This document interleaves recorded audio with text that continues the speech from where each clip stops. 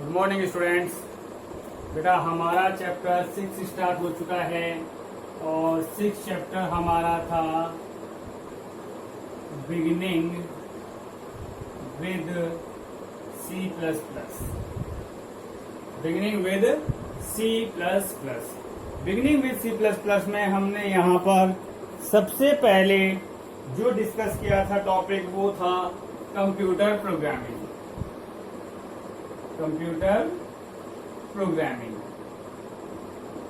Computer programming जो है वो सेट ऑफ इंस्ट्रक्शंस को हम कहते हैं, निर्देशों का एक समूह जो किसी प्रॉब्लम से रिलेटेड होता है।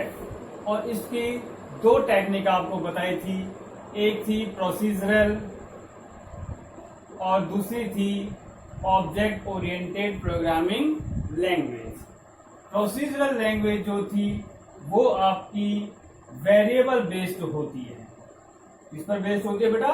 वेरिएबल बेस्ड होती है, जिसमें हम इंस्ट्रक्शंस को और वेरिएबल्स को स्टेप बाय स्टेप एक फिक्स सीक्वेंस में लिखते हैं, जैसा कि हम सी लैंग्वेज में किया करते थे। उस जो है ऑब्जेक्ट ओरिएंटेड लैंग्वेज है। कौन सी लैंग्वेज है? ऑब्जेक्ट ओरिएंटेड, ऑब्जेक्ट पर आधारित लैंग्वेज है। ऑब्जेक्ट हम यहाँ किसी भी पर्सन को या किसी भी आइटम को यहाँ कह रहे हैं। ऑब्जेक्ट ओरिएंटेड में या उस लैंग्वेज में जो हम प्रोग्रामिंग करते हैं वो एक प्रोग्राम को कई फंक्शंस में बांट कर करते हैं, यानी एक ही प्रोग्राम को छोटे छोटे कई फंक्शंस में हम डिवाइड कर देते हैं और उन छोटे छोटे फंक्शंस को हम इंडिविजुअली सॉल्व करते हैं। इतना हम यहाँ कल पढ़ चुके थे। आज हम यहाँ पढ़ रहे हैं structure of C plus plus programming. मतलब सी प्लस प्लस प्रोग्रामिंग का एक स्ट्रक्चर हम यहाँ देख रहे हैं कि किस तरह से सी प्लस प्लस प्रोग्रामिंग को हम लिखते हैं। तो नेक्स्ट टॉपिक आज जो हम पढ़ रहे हैं वो है हमारा next topic structure of C plus plus programming.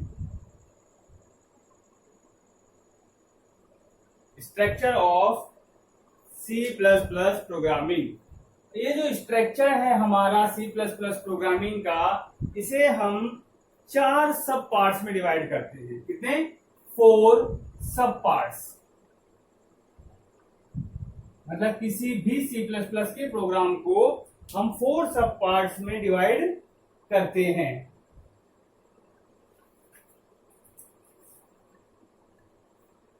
और इन सब पार्ट्स को हम अलग अलग फाइलों में रखते हैं और उसके बाद उन्हें एक साथ कंपाइल किया जाता है।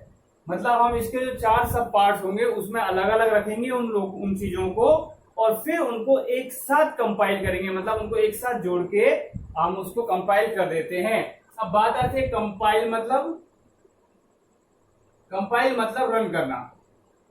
प्रोग्राम को जो आप कंट्रोल प्लस F9 करके रन कर देते हैं उसे ही हम यहाँ क्या कह रहे हैं? कंपाइल करना।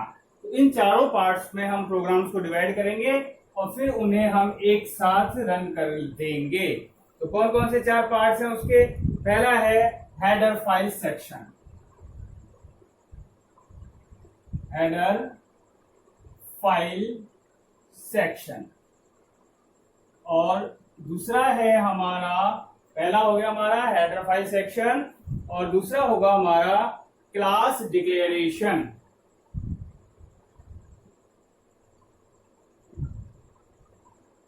सेक्शन मतलब पहला है हमारा हेडर फाइल सेक्शन जिसमें, और दूसरा है हमारा क्लास डिक्लेरेशन सेक्शन मतलब क्लास की घोषणा, और तीसरा है मेंबर फंक्शन डेफिनेशन। तीसरा पार्ट हमारा है मेंबर फंक्शन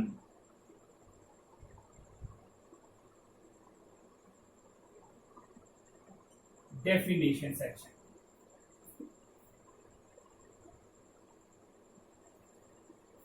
और लास्ट सेक्शन हमारा है मेन फंक्शन सेक्शन।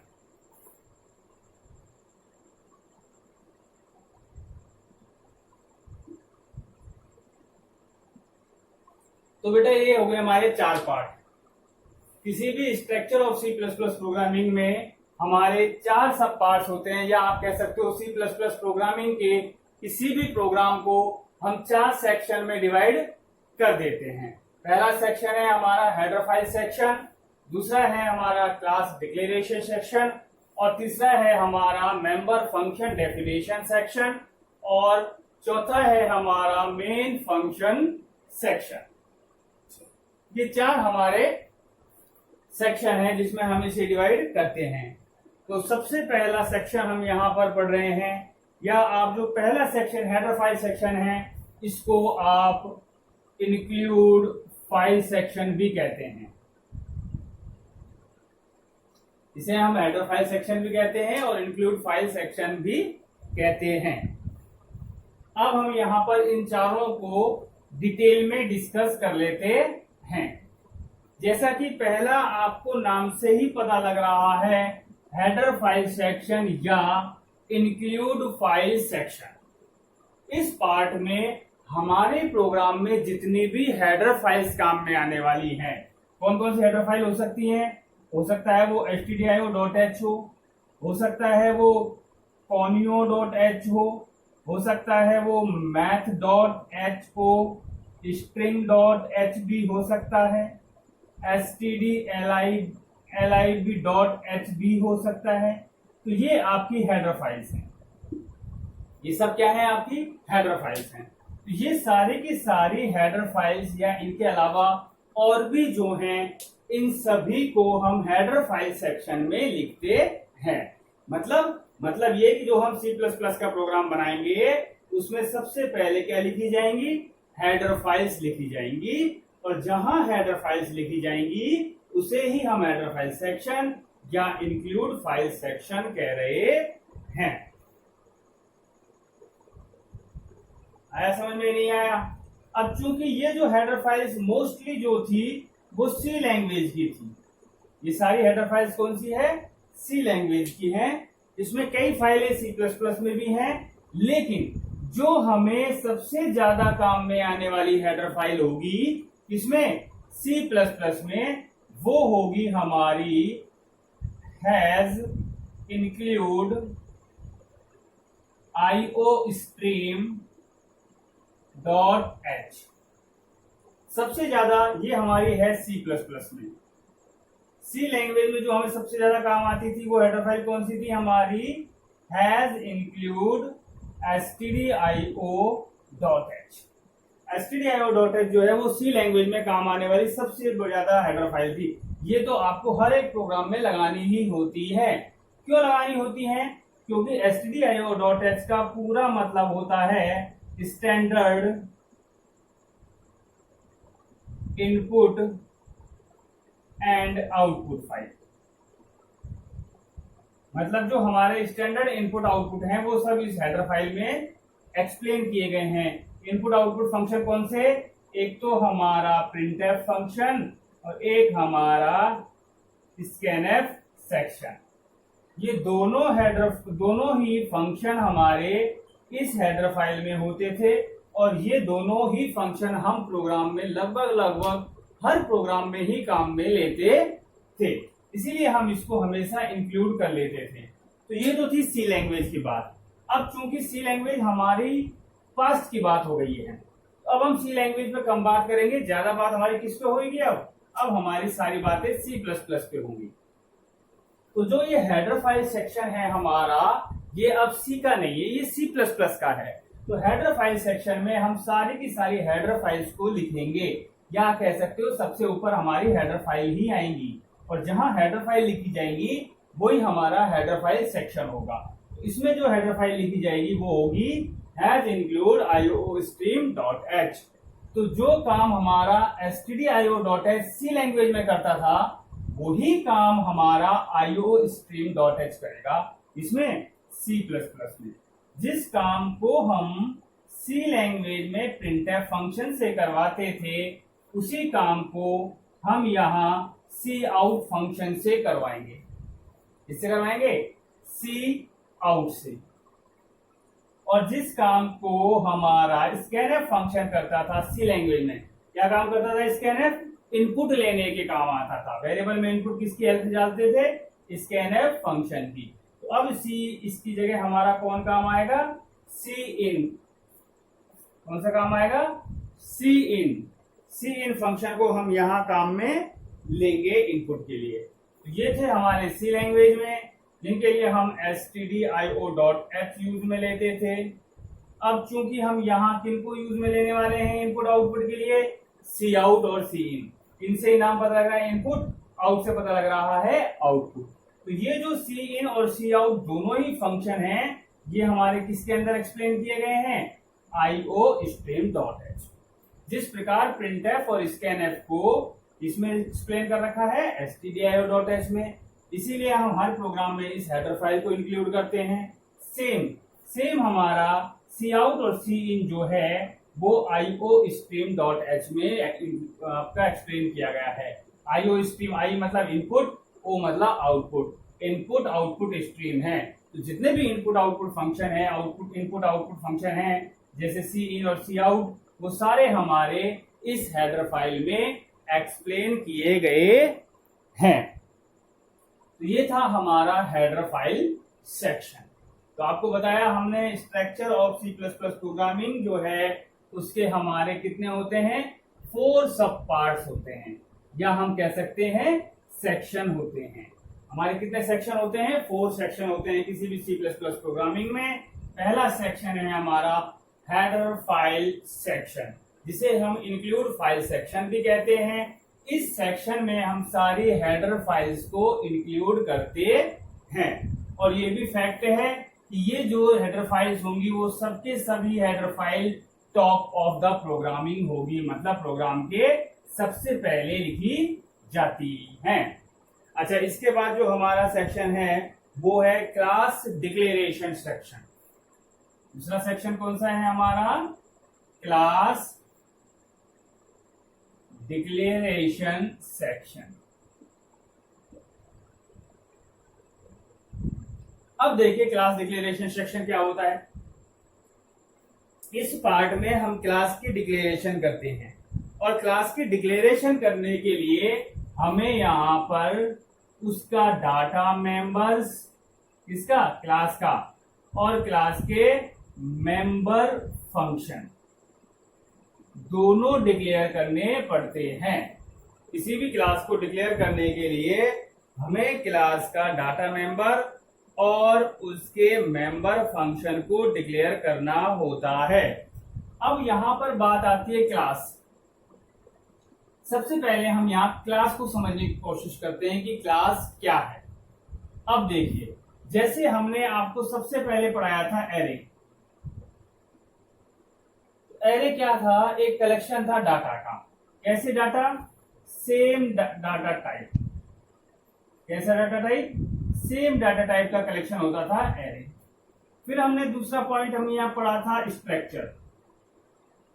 स्ट्रक्चर भी एरे की तरह ही होता है, उसमें भी डाटा को ही स्टोर किया जाता है, लेकिन इसमें डिफरेंट डेटा टाइप्स को हम स्टोर कर सकते हैं। एरे में भी मल्टीपल डाटा स्टोर होता है, तो स्ट्रक्चर में भी मल्टीपल डाटा स्टोर होता है। एरे में जो है लेकिन सारा का सारा डाटा टाइप कैसा होना चाहिए? सेम। सारी वैल्यू का डाटा टाइप सेम। स्ट्रक्चर जो है वो डिफरेंट डेटा टाइप्स को भी स्टोर कर सकता है। अब सबसे पहले हम स्ट्रक्चर को देखते हैं कि स्ट्रक्चर को कैसे डिक्लेयर किया जाता है। स्ट्रक्चर को डिक्लेयर करने के लिए सबसे पहले हम लिखते हैं उसका स्ट्रक्ट कीवर्ड। क्या लिखते हैं? स्ट्रक्ट कीवर्ड लिखते हैं, और उसके बाद स्ट्रक्चर का नाम आ जाता है। सपोज करो हमने स्ट्रक्चर का नाम क्या रख दिया? स्टूडेंट रख दिया। ये हमारा स्ट्रक्चर का क्या हो गया? नाम हो गया। और एक चीज आपको और बताएंगे यहीं पे ही, कि जो हमारा स्ट्रक्चर का डाटा टाइप होता है, जो हमारा स्ट्रक्चर का नेम होता है, जो हमारा स्ट्रक्चर का नेम होता है वही हमारा क्या बन जाता है? डाटा टाइप भी बन जाता है। तो सबसे पहले हमने यहां लिख दिया इंटीजर ABC। दूसरा हमने लिख दिया फ्लोट KMN। दो वेरिएबल और ले लिए। एक हमने ले लिया कैरेक्टर CH, और ये हमने ब्लॉक बंद कर दिया, यहां लगा दिया सेमीकोलन। तो ये है हमारे डाटा मेंबर्स। ये क्या है बेटा, हमारे डाटा मेंबर है। और ये हमने क्या डिक्लेयर कर दिया, स्ट्रक्चर। तो किसी भी स्ट्रक्चर को हमने यहाँ लिखा कि भैया हमारे स्ट्रक्चर का नाम क्या है, स्टूडेंट है, और ये हमारे डाटा मेंबर हैं। अब इसका काम कैसे होगा वो देखिए। एक मेमोरी है हमारी, ये कंप्लीट हमारा मेमोरी हो गया, और इस मेमोरी में डेटा मेंबर्स हो गए ए बी सी। इस जगह का नाम ए हो गया, इसका बी हो गया और इसका सी हो गया। फ्लोट एम एन, तो ये हमारा वेरिएबल हो गया एम, ये हो गया एन। कैरेक्टर सी एच, और ये जगह हो गई हमारी सी एच। अब ये सारे किसके मेंबर हैं, ये सब स्टूडेंट स्ट्रक्चर के मेंबर हैं। तो यहां से लेकर यहां तक इसका नाम हो गया स्टूडेंट। अब ये देखो, स्टूडेंट की जगह यहां से यहां तक एक तरह से एरे ही दिख रहा है, लेकिन यहां पर आप इंटीजर वैल्यू स्टोर कर सकते हो, यहां पर आप पॉइंट वाली वैल्यू स्टोर कर सकते हो, और यहां पर कोई भी कैरेक्टर स्टोर कर सकते हो। मतलब एक ही डाटा स्ट्रक्चर के अंदर हमने डिफरेंट डिफरेंट डेटा टाइप्स की वैल्यू को स्टोर कर लिया। तो ये तो कहलाता है हमारा स्ट्रक्चर।